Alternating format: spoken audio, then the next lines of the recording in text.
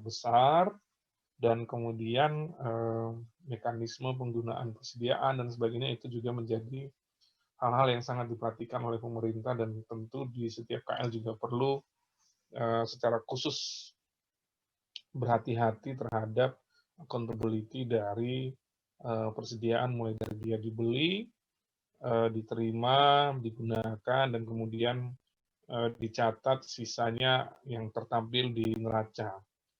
Jadi teman-teman kemarin dengar bahwa minggu lalu sudah datang vaksin, ya, vaksin yang memang mungkin masih akan digunakan nanti di tahun depan. It means artinya nanti pemerintah pasti akan memunculkan catatan persediaan berupa vaksin tadi, ya, nilainya pasti triliunan ya, bahkan mungkin nanti menjadi puluhan triliun di akhir tahun, karena vaksin tersebut nanti baru bisa digunakan itu di tahun 2021. Jadi persediaan tadi bagian dari aset lancar ya. Saya akan share slide-nya mengenai persediaan ini. Yang penting di sini adalah teman-teman memahami bahwa ya kita bicara mengenai persediaan, berarti kita bicara tidak hanya mengenai catatan akuntansinya saja yang tercermin di dalam di dalam neraca, tapi juga kita bicara mengenai pengendalian, ya, mengenai pengendalian atas persediaan itu sendiri. Teman-teman jangan bayangkan bahwa persediaan pemerintah itu hanya bentuknya adalah seperti alat tulis kantor, kertas, gitu-gitu ya. Enggak. Jadi persediaan itu, teman-teman, banyak sekali. Kalau teman-teman lihat di LKPP itu saldonya besar, jenisnya juga banyak, dan banyak yang sifatnya sangat strategis. Tadi saya contohkan adalah vaksin. Ya, vaksin ini sangat strategis. Ya, persediaan yang sangat strategis. Disimpan dengan perlakuan treatment khusus.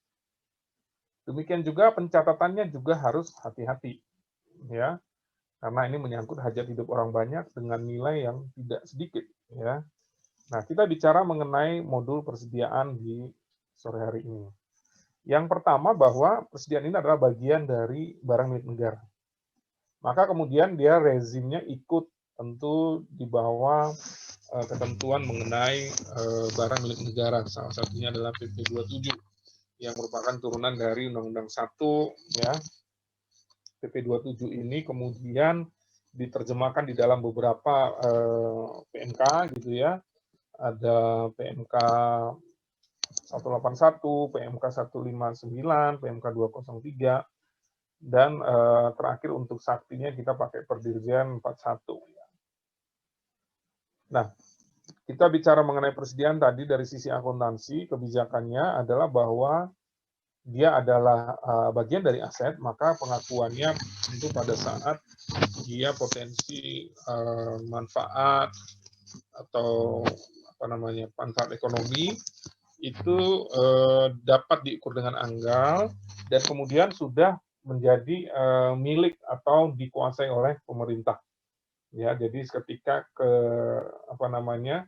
hak miliknya itu berpindah ke pemerintah.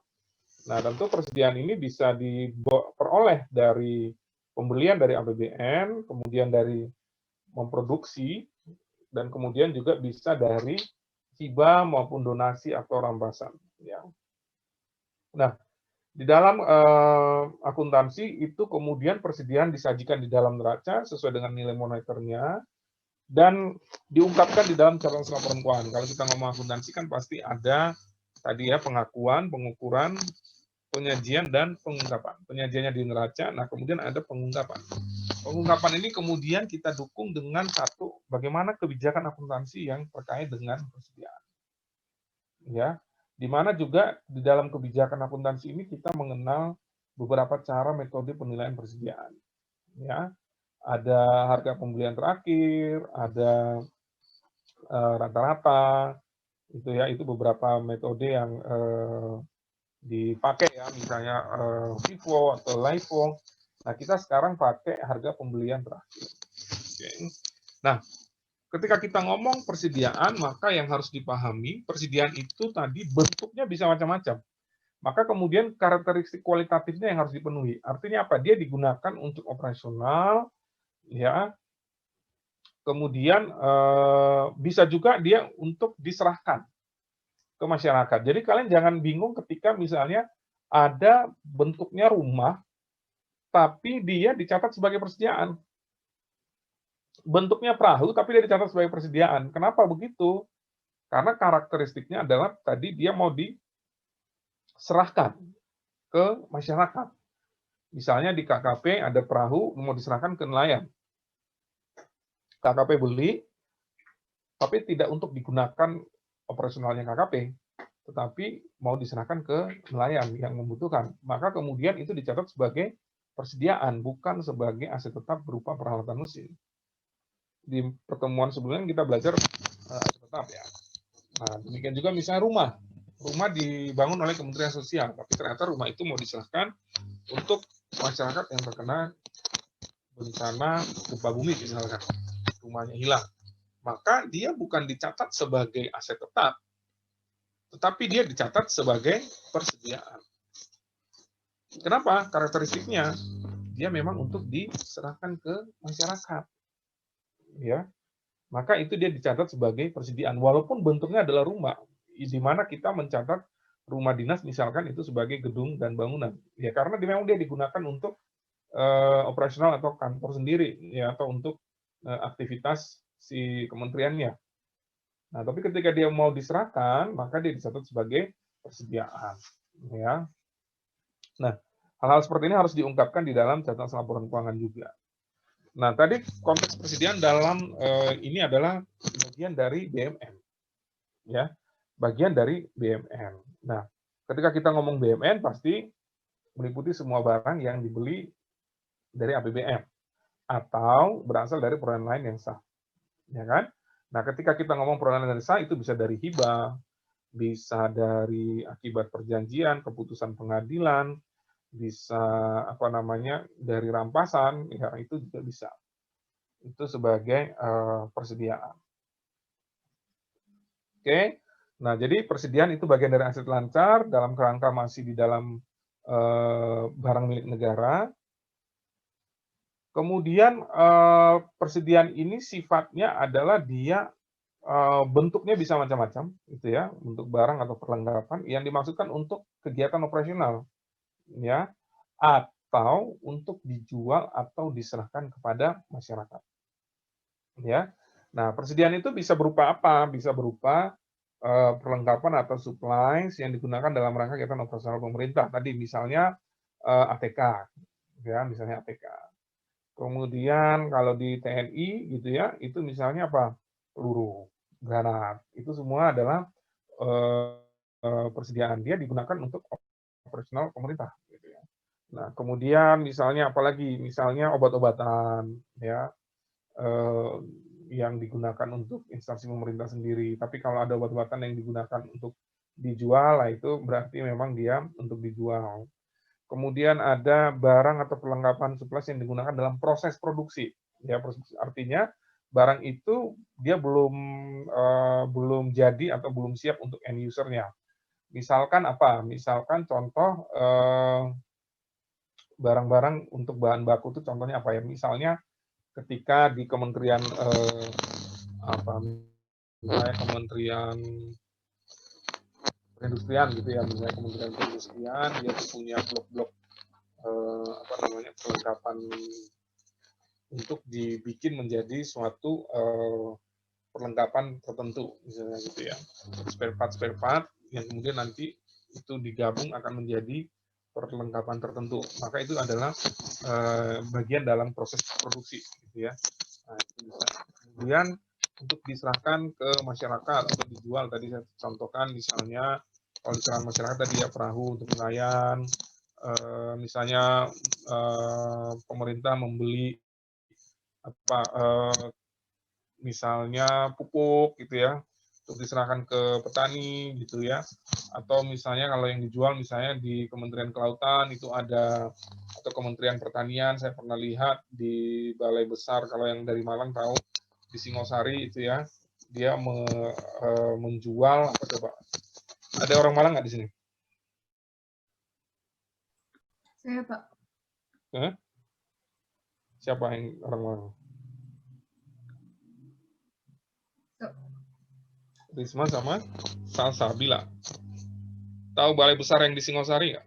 Punyanya Kementerian Pertanian.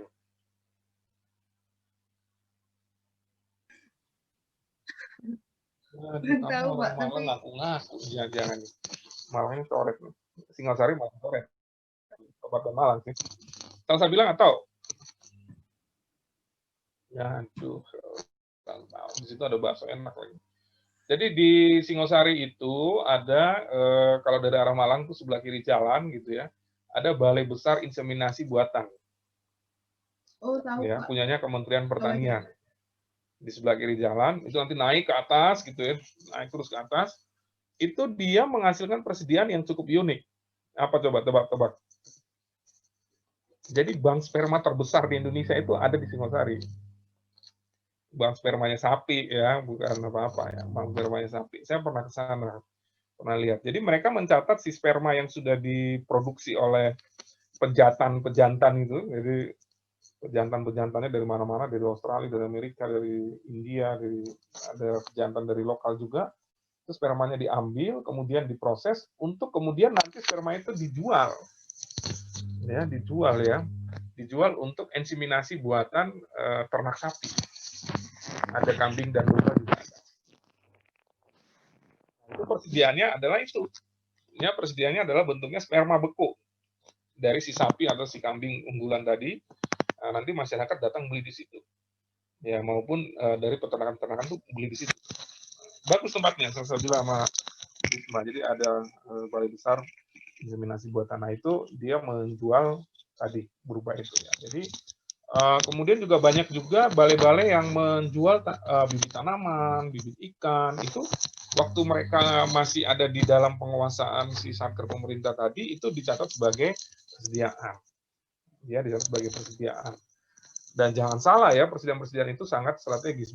Teman-teman bayangkan, kalau tidak ada balai besar inseminasi buatan tadi, terus perkawinan si sapi tadi itu secara alamiah tidak akan cukup untuk memenuhi kebutuhan daging di Indonesia. Sekarang aja itu kebutuhan Indonesia itu hampir 60% itu dipasok dari luar negeri. Ya, jadi dengan inseminasi buatan itu punya tujuan mulia tuh, supaya bisa swasembada daging tuh.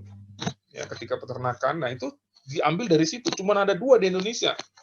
Balai besar inseminasi itu, satu di Lembang, satu di Singosari. Nah, itu dicatat sebagai persediaan. Jadi banyak sekali persediaan pemerintah itu yang sifatnya sangat strategis. Kesannya sepele kan, mungkin ada yang ketawa-ketawa, sperma dijadiin persediaan gitu ya. Itu memang barang sangat strategis si sperma sapi itu. Kalau nggak ada itu, dikembangkan secara alamiah, nggak akan cukup. Ya, nggak akan cukup untuk memenuhi kebutuhan daging di Indonesia. Dan teman-teman ketahui bahwa konsumsi daging Indonesia itu termasuk kecil, ya, termasuk rendah. Oke, nah kalau di luar negeri mungkin makan dagingnya 400 gram, kentangnya 100 gram. Kalau di Indonesia kan kebalik, nasinya sepiring, dagingnya sepotong kecil kan gitu. Jadi konsumsi dagingnya masih sedikit ya. Nah itu jadi persediaan-persediaan pemerintah itu banyak yang sifatnya strategis dengan bentuk yang bervariasi. Banyak banget bentuknya. Tadi bentuk ikan, bibit tanaman, tadi bahkan ekstrimnya bentuknya sperma beku, gitu kan. Macam-macam bentuk persediaan itu. Jadi jangan bayangkan persediaan itu hanya bentuknya alat tulis kantor dan perlengkapan biasa. Ya, di TNI itu malah granat, peluru, ya, peluru kendali itu semua persediaan itu. Kenapa dia semua persediaan? Karena kalau persediaan itu dia begitu digunakan ya sudah langsung dicatat sebagai beban. Beda dengan aset tetap. Ketika kamu catat sebagai aset tetap, dia ada proses penghapusan. Waktu kemarin ingat kan pelajaran minggu lalu ya, dia ada proses penghapusan. Kan lucu banget kalau misalnya TNI peluru dicatat sebagai aset tetap. Nanti dia mau latihan, kita bikin dulu proses penghapusannya ke DJKN, kan aneh banget. Ribet, ya kan? Jadi itu dicatat sebagai persediaan. Karena memang karakteristiknya juga lebih sesuai sebagai persediaan. Gitu ya. Nah, jadi itu ya teman-teman ya. persediaan pemerintah itu banyak sekali bentuknya. Oke. Nah, kemudian kita lanjut di slide berikutnya. Slide nomor 7. Nah, ini ruang lingkup tadi ya. Jadi ada untuk supplies, kemudian ada yang untuk dijual ke masyarakat, ada yang untuk proses produksi. Nah, yang untuk supplies ini ada barang habis pakai, barang tak habis pakai, kemudian ada barang bekas pakai. Bedanya apa nih, Pak? Ya, barang habis pakai, tak habis pakai gitu ya. Barang habis pakai itu ya sekali pakai langsung habis, gitu ya. Barang tak habis pakai itu tidak langsung sekali pakai langsung habis, ya. Kemudian barang bekas pakai ya yang sudah digunakan itu. Nah, kemudian ada barang untuk dijual ke masyarakat, ya. Kemudian ada barang yang dalam proses produksi itu ada untuk bahan bakunya, artinya benar-benar mentahnya. Kemudian ada juga yang dia sudah setengah jadi, ya. Kemudian ada yang memang dia barang jadi. Nah, ini yang diproduksi oleh si pemerintah, gitu ya. Nah, kayak saya kasih contoh tadi, misalnya sperma tadi itu bukan diambil langsung dijual, enggak. Ternyata dia ada proses pengolahannya dulu, ya, proses pengolahannya dulu. Jadi dipilih dulu tuh. Jadi sekali dia ngambil, ya, sekali dia ngambil, saya lihat tuh cara ngambilnya begitu diambil, kemudian dipisah dulu tuh pakai ada alat canggih banget. Saya punya foto-fotonya itu saya lihat sana. Alatnya itu di Asia Tenggara itu cuman Indonesia sama Vietnam yang punya, ya, sama Thailand. Nah itu dia memisahkan tuh mana sperma yang aktif, yang sehat gitulah untuk bisa bisa dibekukan dan kemudian dipakai untuk inseminasi buatan, mana yang udah ya kemungkinan ininya kecil lah. Nah itu jadi itu adalah contoh barang setengah jadi, belum jadi persediaan betul, ya maksud belum jadi untuk barang yang siap sebagai digunakan oleh end user para peternak untuk inseminasi buatan gitu ya. Nah, kemudian ada barang jadinya. Nah, barang jadinya itu contohnya tadi ketika sperma beku sudah di dalam satu tabung tertentu, ada dosisnya tertentu, nah itu barang jadi. Nah, ini berdasarkan akun ya, berdasarkan akun itu dia ada barang konsumsi, ada amunisi, bahan untuk pemeliharaan, cat, oli dan sebagainya, suku cadang nih ya. Nah, ini kadang-kadang persediaan ini teman-teman jangan bayangkan nilainya tuh ya receh-receh gitu, enggak. Ya. Ada suku cadang yang nilainya sampai ratusan juta. Ya, teman saya banyak tentara ya, banyak angkatan udara juga. Dia cerita, jadi ada suku cadangnya pesawat Sukhoi itu satu item tuh nilainya bisa sampai 600 juta, sampai 800 juta satu item. Ya, jadi banyak sekali yang spare part yang nilainya sangat tinggi, ya, nilai sangat tinggi bahkan sampai miliaran gitu ya untuk satu item. Jadi betul-betul ini persediaan ini sangat penting, nilainya besar, dan kemudian ini perlu pengendalian yang hati-hati. Kemudian ada untuk tujuan strategis berjaga-jaga. Jadi kita itu punya cadangan beras. Cadangan beras pemerintah itu berapa juta ton gitu ya yang disimpan oleh Bulog. Itu cadangan yang istilahnya ketika terjadi sesuatu hal yang extraordinary, misalnya terjadi ya misalnya wabah yang kemudian Indonesia gagal panen atau kekurangan pangan, nah itu dikeluarkan tuh cadangan beras pemerintah. Atau misalnya dalam kondisi perang misalnya gitu ya, itu kita punya cadangan beras pemerintah. Nah itu adalah persediaan untuk tujuan strategis berjaga-jaga. Jadi memang dia dijaga dengan jumlah tertentu, ya tidak dipakai, tidak dikonsumsi, dijaga dengan jumlah tertentu yang harus standby. Kemudian ada pita cukai, ledges itu kayak surat-surat untuk apa namanya sertifikat dan sebagainya. Bahan baku, barang dalam proses setengah jadi, tanah bangunan yang untuk dikasih ke masyarakat, termasuk peralatan mesin dan sebagainya yang untuk dikasih ke masyarakat. Hewan dan tanaman untuk dijual ke masyarakat. Itu juga bagian dari persediaan. Nah, ini kode-kode akun yang digunakan untuk membeli barang persediaan. Nah, ini kode-kode akun ini ada juga sekarang kode akunnya bertambah terkait dengan barang persediaan dalam rangka penanganan COVID. Belum ada di slide ini. Jadi ada beberapa kode akun yang ditambah untuk menampung apa dalam rangka penanganan COVID. Ya, contohnya misalnya untuk beli masker, beli apa namanya, beli hand sanitizer dan sebagainya. Ya, oke. Nah ini ada beberapa akun, ada akun belanja barang persediaan barang konsumsi, ya, ada belanja barang persediaan amunisi, belanja barang persediaan pitai, cukai, material ledges, persediaan bahan baku, ya, kemudian barang dalam proses, untuk tujuan strategis berjaga-jaga, belanja barang persediaan lainnya, ya, ini ada. Oke, nah sekarang kita ngomong mengenai siklus persediaan itu sendiri. Ya. Siklus persediaan itu sendiri, teman-teman, mulai dari dia sebenarnya direncanakan sebenarnya ya. Tapi kita memulai ini adalah pada saat dia dibeli, ya. Nah, jadi pada saat perencanaan kebutuhan persediaan itu memang sebenarnya siklus persediaan itu sudah dimulai. Nah, tapi di dalam modul ini dicatat mulai pada saat dia pembelian. Ya. Pada saat pembelian, pada saat diterima dengan cara yang lain, misalnya hibah, transfer masuk. Kemarin saya sudah jelaskan untuk aset tetap, kalau transfer masuk itu contohnya adalah misalnya PKN STAN dapat persediaan ATK dari Sekjen Kementerian Keuangan. Ya, itu namanya transfer masuk. Ya, jadi dari satker pemerintah yang lain.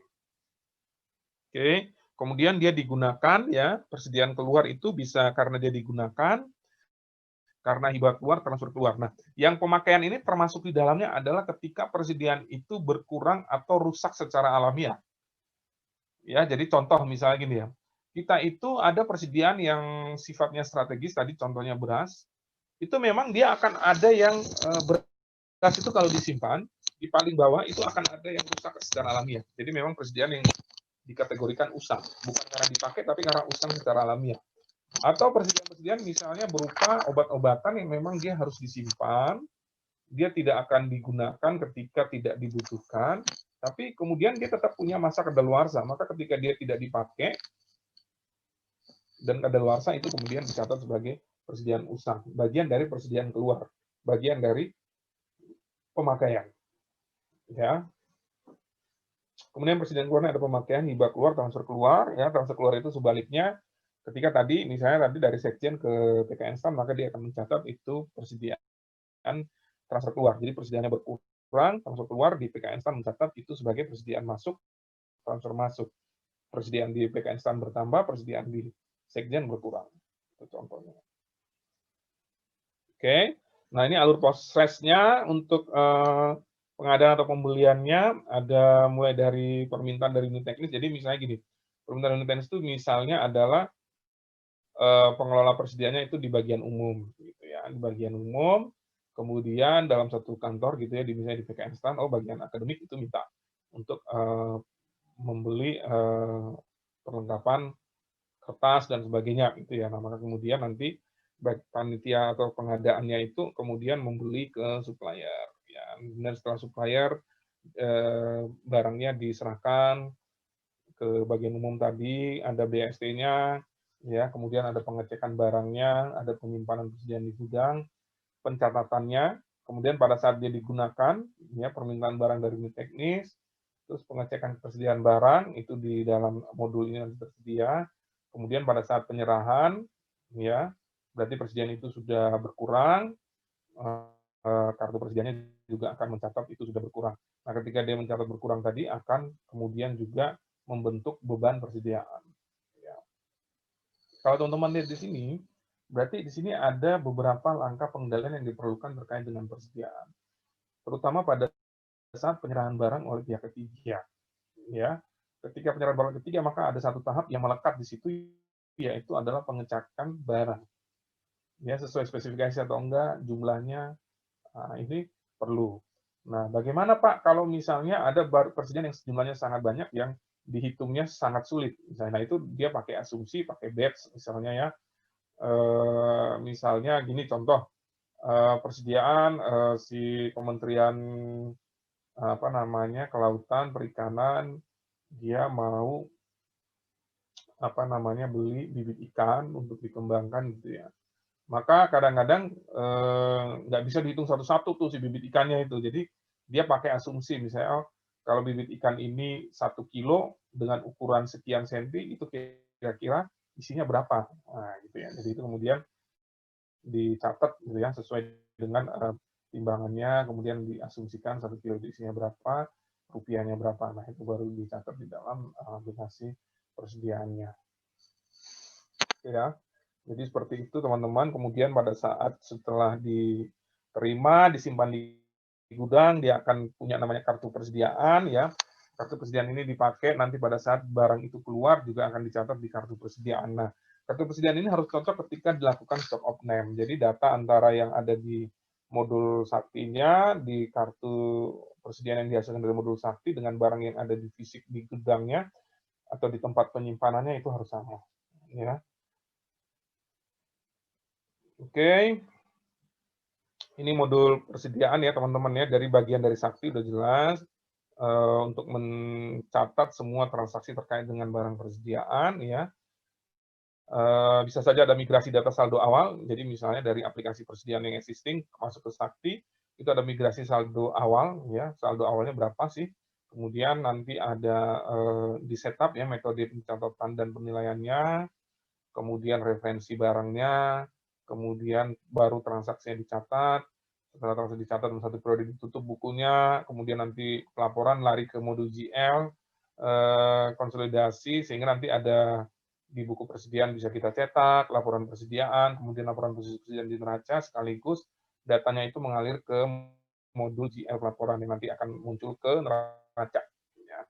Nah ini kira-kira ya gambaran diagram alir keterkaitan antara modul aset tetap persediaan dengan modul-modul yang lain ya. Tadi kita mulai dari modul komitmen ya.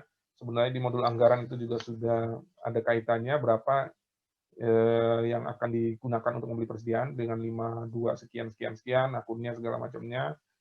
Terus permintaan, dibikinlah permintaan persediaan dari unit teknis, kemudian dibeli, itu berarti masuk ke modul komitmen ya, suppliernya dan segala macamnya.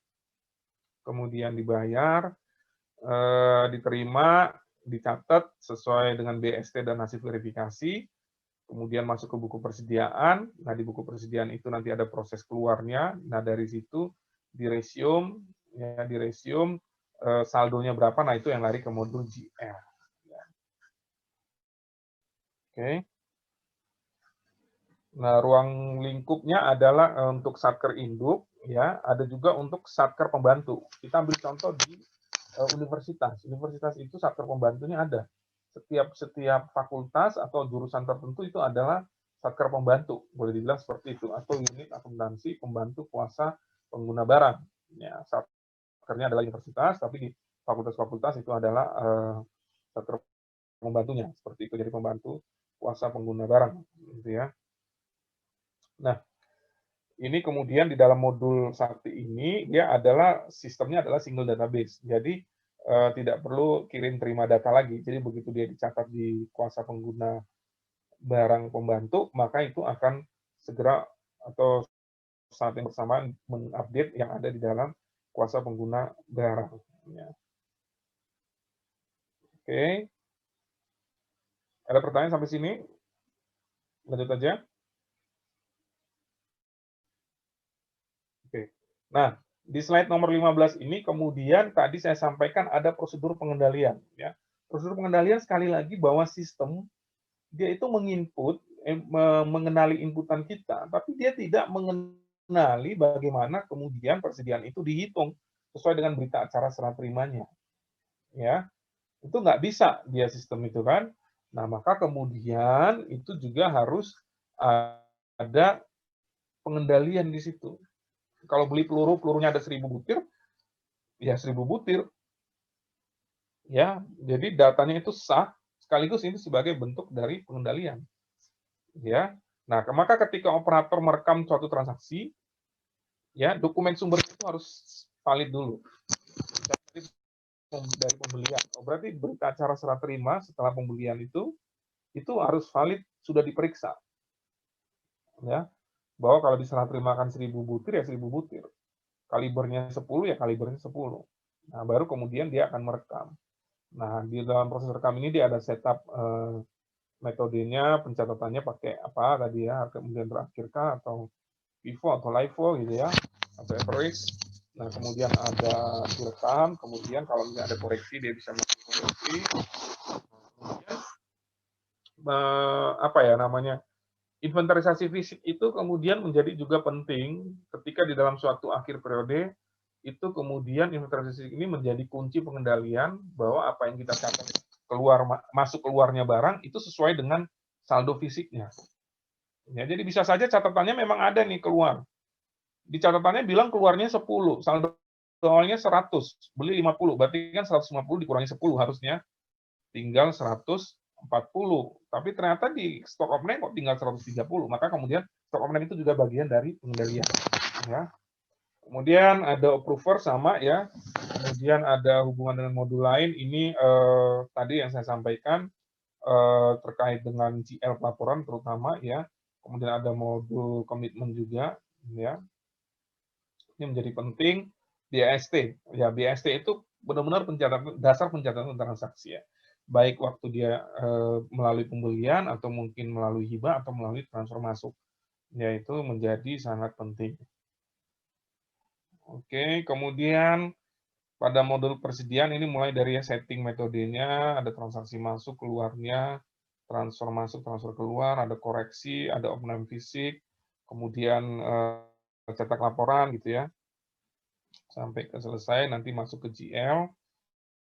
Nah ini ada migrasi saldo awal ketika dia berasal dari aplikasi persediaan, masuk dia ya, ADK-nya, baik ADK data mau transaksi maupun ADK data referensinya, masuk ke modul persediaan, diverifikasi, sudah sama, maka kemudian modul saktinya bisa ready untuk jalan.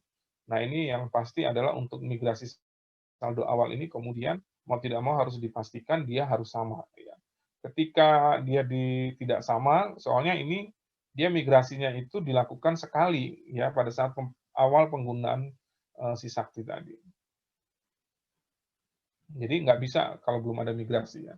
Kecuali untuk sakti baru ya. Oke, sakti baru dibentuk, dia pakai sakti langsung, nah itu nggak perlu pakai migrasi saldo awal. Tapi kalau saldo awal ini berasal dari sakti existing, kemudian awal dia pakai aplikasi persediaan, kemudian sekarang pakai aplikasi pakai modul sakti, maka kemudian dia harus ada migrasi saldo awal.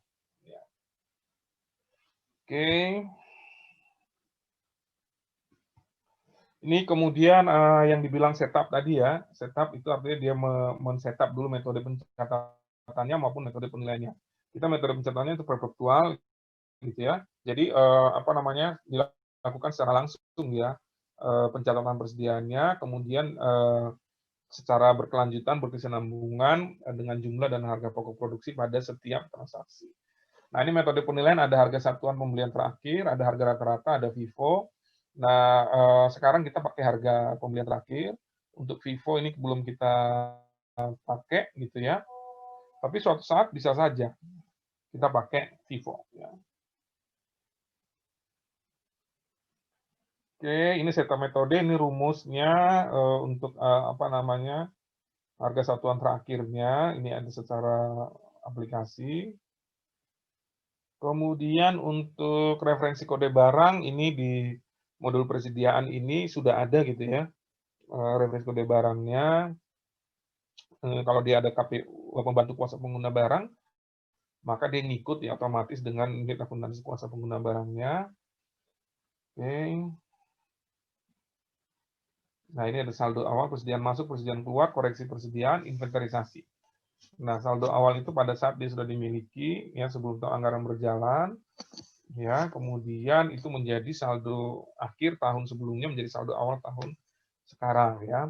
Nah persediaan masuk itu terhadap apa namanya pencatatan persediaan masuk dilakukan terhadap barang persediaan yang diperoleh pada tahun anggaran berjalan. Jadi misalnya tahun 2020 ya dia akan mencatat persediaan masuk itu pada saat kita beli di tahun 2020.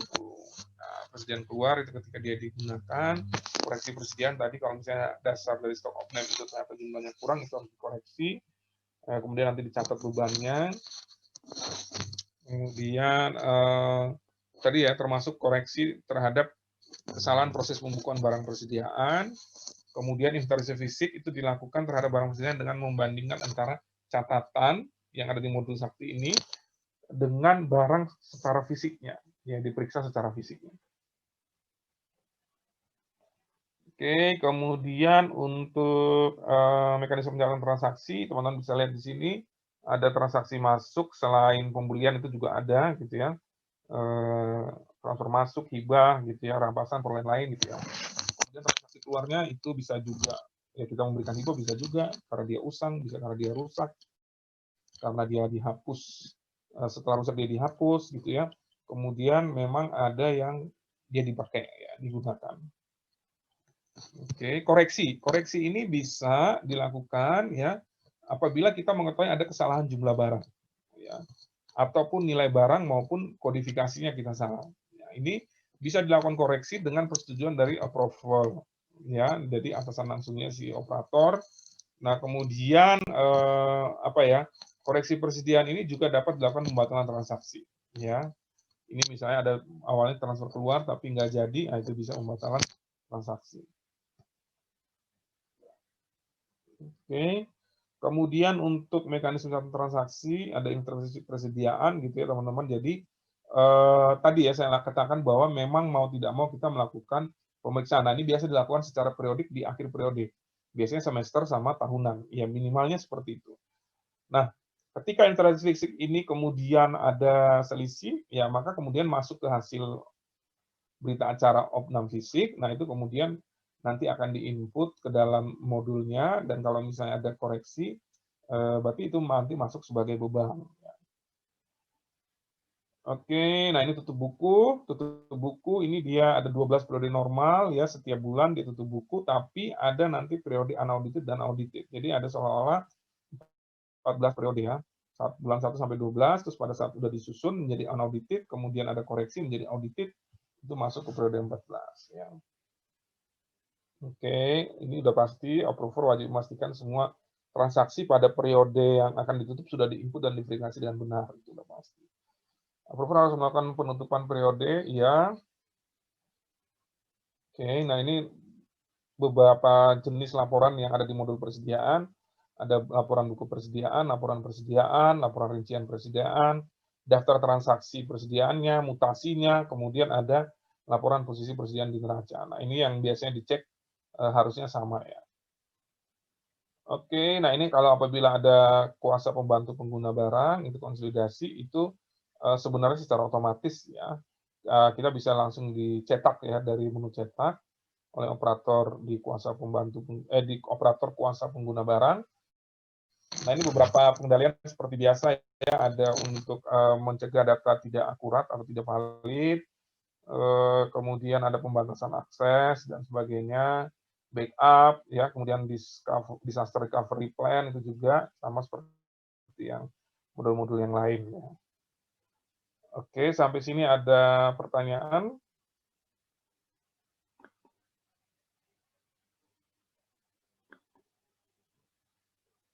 Ada pertanyaan? Sambil saya share juga teman-teman, ada beberapa YouTube yang teman-teman harus lihat ya.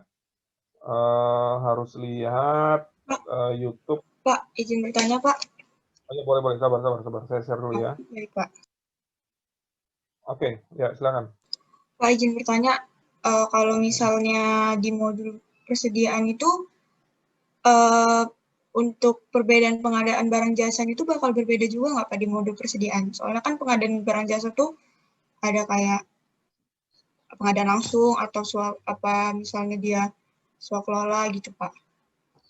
Itu adanya di modul komitmen ya, tapi begini, modul persediaan itu dia mulai bekerja pada saat barang itu sudah datang, ya sudah ada BST-nya. Nah itu baru dia mulai bekerja tuh modul persediaannya. Tapi yang tadi yang kamu bilang itu ya ada di modul komitmen gitu. Oh, baik Pak. Ya. Terima kasih Pak. Ya, ada lagi?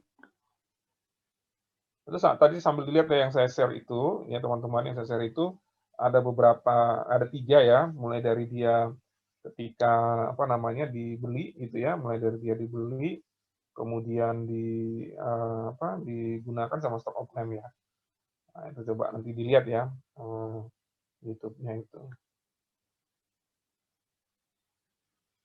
Ada lagi pertanyaan? Masih ada waktu? Soalnya kan kita mulainya agak mundur kan?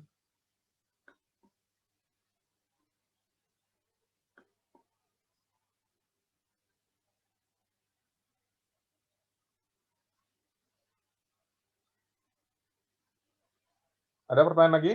Teman-teman, YouTube-nya nanti dilihat ya. Sebentar, saya lupa. Ini, saya belum share itu ya, belum share slide-nya ya. Nanti saya share ya slide-nya. Ingatin saya slide apa yang belum saya share ya.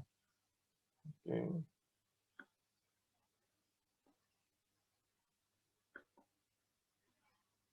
Sudah cukup jelas semuanya, teman-teman? Atau ada pertanyaan lagi?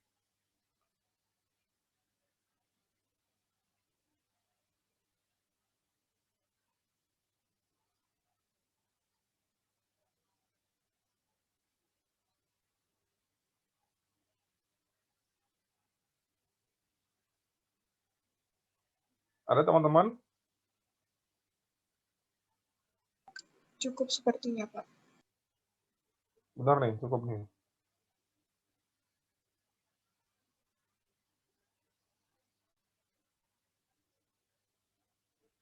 Oke, nah ini ada satu lagi teman-teman, bahwa untuk persediaan ini juga sampai saat ini masih banyak yang untuk penelitian gitu ya, baik mahasiswa S1 maupun S2 atau bahkan anak-anak D3 untuk buat KTT itu masih banyak yang sebenarnya masih melihat hanya terkait bagaimana penerapan penyajian pencatatannya gitu ya, mulai dari pengakuan, pengukuran, kemudian penyajian dan pengungkapan. Tapi masih sangat jarang yang kemudian menganalisis jumlah persediaannya itu sendiri.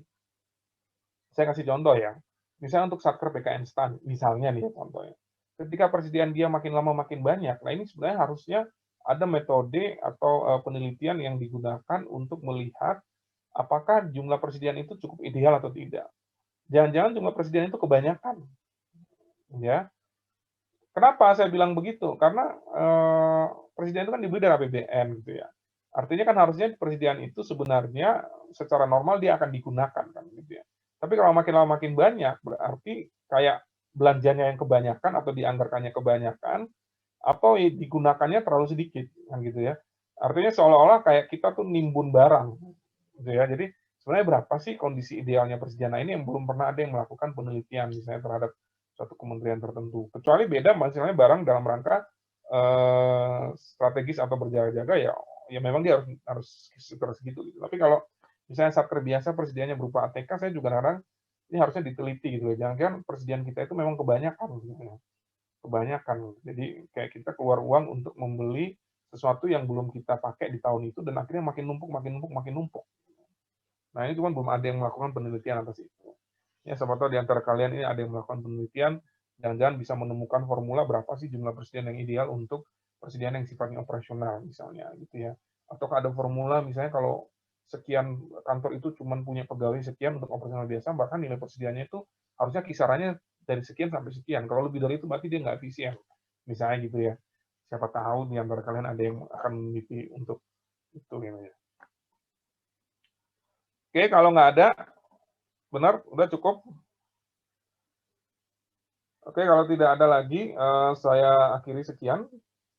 Kalau memang seperti yang tadi saya sampaikan gitu ya, jadi teman-teman silakan lihat YouTube-nya.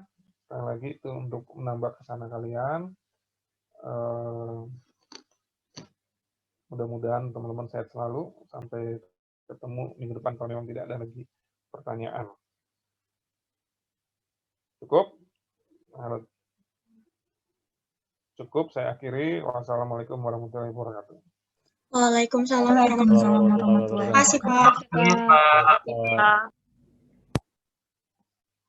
Terima kasih, Pak.